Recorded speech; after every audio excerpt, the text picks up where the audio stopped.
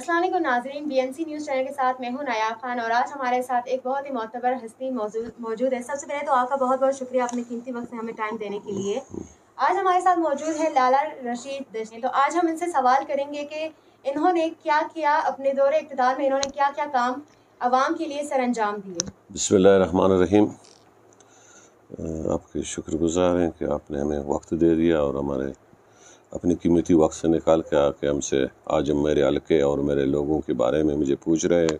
کہ میں نے اپنے دور اقتدار میں 4 سال میں اپنے علاقے کے لوگوں کے لیے کیا کیا ہے۔ میڈم، اصل بات یہ ہے کہ ہم انتہائی پسماندہ علاقے سے تعلق رکھتا ہوں، جہاں کوئی مسمل کمیٹی نہیں ہے، سارے علاقے یونین کونسلوں پہ مشتمل ہے، اور ایک گاؤں دوسرے گاؤں سے آپ کہیں کہ 20 کلومیٹر 30 کلومیٹر ایک دوسرے کا فاصلہ ہے۔ ہم جتنی کوشش کریں ہم ان کو خود شہری علاقوں کی لیول میں لانے کے لیے ہم اس پوزیشن میں نہیں ہیں کہ ان کو یہاں تک ہم لائیں، مگر جتنی ہماری جتنی ہماری گنجائش تھی وہ گورنمنٹ بلوچستان نے جتنی ہمیں فنڈ ملا، ہم یہ کہتے ہیں اپنے دل سے اور اپنے ایمان، ہم نے یہ جس وقت ہمیں جتنے یہ فنڈ ملے ہیں PSDP میں، ہم نے کوشش کیا کہ ایمانداری کے ساتھ اور مخلصی کے ساتھ اپنے لوگوں تک پہنچا دیں۔ الحمدللہ ہم نے پہنچا دیا ہے۔ ابھی حالیہ مانسون بارشوں میں آپ نے دیکھا کہ بلوچستان میں کتنی تباہ کاریاں ہوئی، تو اس حوالے سے آپ نے کیا کیا بلوچستان کے لیے، اور آپ وفاقی حکومت سے کیا درخواست کرتے ہیں کہ وہ آپ کو کتنا سپورٹ کر رہی ہے، اور کس حد تک آپ کو وفاقی حکومت نے سپورٹ کیا؟ دیکھیں، یہ سیلاب نہیں تھا، ایک تباہی تھا، تباہ کاری تھا۔ اس میں آپ کہیں کہ بلوچستان کو کتنے سال پیچھے، ویسے بھی ہم پسماندہ ہیں، ہم بار بار کہتے ہیں اس بات پہ، اور کہ بلوچستان باقی صوبوں کے لیول سے بہت پسماندہ ہے، اور اس پسماندہ شہر میں جہاں لوگوں کے لیے اگر ایک روڈ تھا کہ 100 یا 200 یا 300 یا 400 کلومیٹر تک وہاں پہنچنے کے لیے، وہ روڈ بھی واش ہو گئے ہیں، ٹھیک ہے نا۔ ہماری یہ ہے کہ آپ نصیر آباد دیکھ لیں، آپ باقی لسبیلا دیکھ لیں کہ کوئٹہ نصیر آباد کے لیے ایک ہی روڈ تھا، وہ بھی پانی لے گیا۔ بات یہ ہے کہ ہم بار بار ایک دفعہ نہیں، میرے خیال مختلف چینلوں میں ہم نے ریکویسٹ کیا وفاقی گورنمنٹ سے کہ ہمیں مدد کریں۔ بات یہ ہے کہ وفاقی گورنمنٹ نے میرے خیال میں 10 ارب روپیہ کا اعلان کیا، مگر یہ 10 ارب بلوچستان کے لیے کچھ نہیں ہے۔ یہ 10 ارب آپ نصیر آباد شہر کو بنا نہیں سکتے ہیں، نصیر آباد ڈویژن کو۔ باقی اسپیشلی ہم مکران کے لوگ ہیں، ساؤتھ کی طرح ہیں، ہم ایران بارڈر کی طرح، وہاں ہمارے 3 ڈسٹرکٹ ہیں، تربت، پنجگور، گوادر،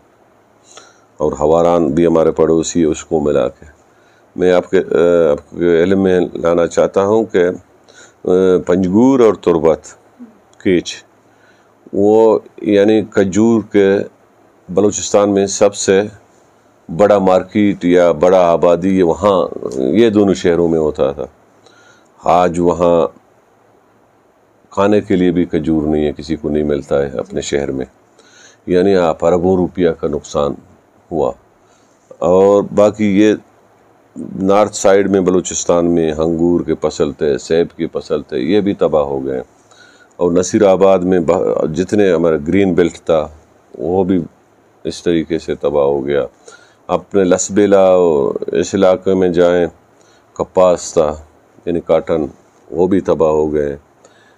یعنی بلوچستان بہت پیچھے گیا۔ ہم حکومت پاکستان سے فرضول اپیل کرتے ہیں کہ بلوچستان کی مدد کریں، اور بلوچستان میں کہتا ہوں کہ باقی صوبوں کی جو PSDP ہے ان کو کاٹ کر کے بلوچستان کو دے دیں، کیونکہ بلوچستان اتنا پیچھے رہ گیا، اور مزید یہ بارشیں خیر پروردگار کی طرف سے آتے ہیں، یہ اللہ تعالیٰ کی نعمت ہے، مطلب کبھی کبھی ایسا ہوتا ہے کہ وہ نقصان زیادہ دے۔ شارٹیج ہو جانا اور پھر اس کی عدم دستیابی جو کہ مریضوں کے لیے ایک بہت بڑا مسئلہ تھی، تو وہ اس مسئلے پہ کس حد تک آپ لوگوں نے قابو پایا؟ دیکھیں، نقصان اتنا ہوا کہ آپ ہر چیز کو پورا کریں تو وہ ناقص سے پورا نہیں ہو سکتے ہیں. ٹھیک ہے, ہمارے کتنے دن سے پورا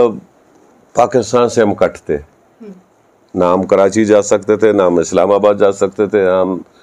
یا پاکستان کے کسی بڑے شہر میں, یعنی زمینی رابطہ مکمل کٹ تھا.